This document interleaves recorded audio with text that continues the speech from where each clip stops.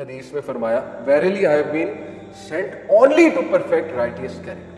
میں بھیجا ہی اس لیے گیا ہوں تاکہ میں رائٹیس کریکٹر کو پرفیکٹ کروں، تم لوگ کے سامنے مثال پیش کروں. اور نبی اکرم صلی اللہ علیہ وسلم کا کریکٹر ہمارے لیے مثال ہے. ارلیسٹ ٹیچنگز بھی ہم دیکھیں پروفٹ صلی اللہ علیہ وسلم کی تو وہ کریکٹر بلڈنگ کی ہی ٹیچنگز ہیں، لیکن character building through the taqwa of Allah. فرق یہ ہے مسلمانوں میں اور ویسٹرن ایتھکس میں، فرق ہی یہاں پر آتا ہے کہ وہ کریکٹر بلڈنگ اپنا جو بھی انہوں نے میکنزم بنایا اس میں ویلیو سسٹم ہے، ریوارڈ سسٹم ہے، ریٹنگ سسٹم ہے، یہ سارے ان کی ایجاد کردہ چیزیں ہیں جس کا فائدہ ہو رہا ہے اور وہاں آپ کو بہت سے اچھے اور صاف نظر آتے ہیں ان میں. لیکن ہمارا جو ہے وہ سٹارٹ ہی تقویٰ سے ہوتا ہے. لیاقت علی خان نے بھی یہی کہا 1949 میں آبجیکٹیو ریزولوشن کہ کرپشن اس کا واحد حل تقویٰ، اس کے علاوہ اس کا کوئی اور حل نہیں ہے. ادروائز کیا ہوتا ہے کہ لوگ جو ہے نا وہ جب تقویٰ ہی نہیں ہے، ایک بندہ اللہ سے نہیں ڈر رہا تو وہ پھر آرگنائزڈ کرپشن میں لگ جاتا ہے اور وہ چھپ کر کرپشن کرنے لگتے ہیں. جیسے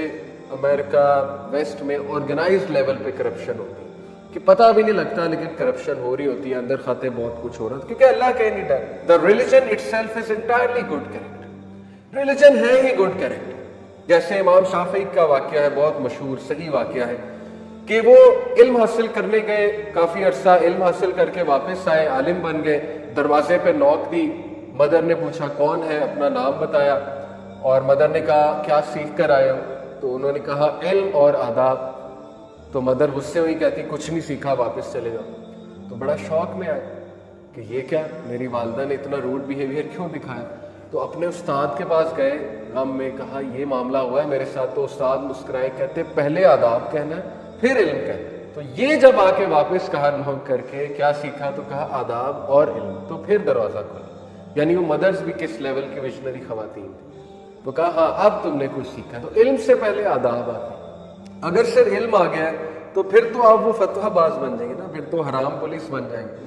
ہر چیز میں نقص، ہر چیز میں نقص. اور ایسے ہی ہوتا ہے. یہ شروع کی سٹیجز میں سے ہے، ہم سب اس سے گزرے. فیملی والوں پہ فتویٰ، سب پہ فتویٰ، غصے ہونا، گرمپی ہونا. تو وہ ماں باپ بھی سوچتے ہیں، رشتہ دار بھی سوچتے ہیں کہ یار یہ کون سا مذہب اس نے پڑھا ہے، دین پڑھا ہے کہ یہ غصے والا بن گیا. تو رسول اللہ صلی اللہ علیہ وسلم کا کردار آپ کے سامنے، یا قرآن یا رسول اللہ کی مثال لے لیں. اللہ نے تو فرعون کے پاس بھیجتے ہوئے کہا قولا لینا، کہ نرمی سے بات کرنا. فرعون جیسے خبیث شخص کی طرف بھیجتے حضرت موسیٰ کہا جا رہا ہے نرمی سے بات کرنا. تو اس لیے بس بات وہی ہے نا کہ اپنی ایگو کو بوسٹ نہیں کرنا چاہیے انسان کو ویسے ایکٹ کرنا چاہیے جیسے نبی صلی اللہ علیہ وسلم کا کردار.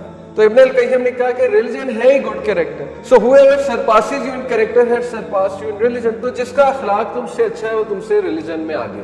سیدھی سی بات. اس لیے میں ہمیشہ یوتھ کو کہتا ہوں کہ اگر آپ نے استاد پکڑنا ہے تو علم تو ضرور دیکھیں لیکن اس کا اخلاق ضرور دیکھیں. میرے لیے سب سے امپورٹنٹ چیز while choosing a teacher is اس کا اخلاق، اس کی نرمی. یہ بہت ضروری، کیونکہ ٹیچر کا رویہ آپ میں آتا ہے، ٹیچر کا مزاج آپ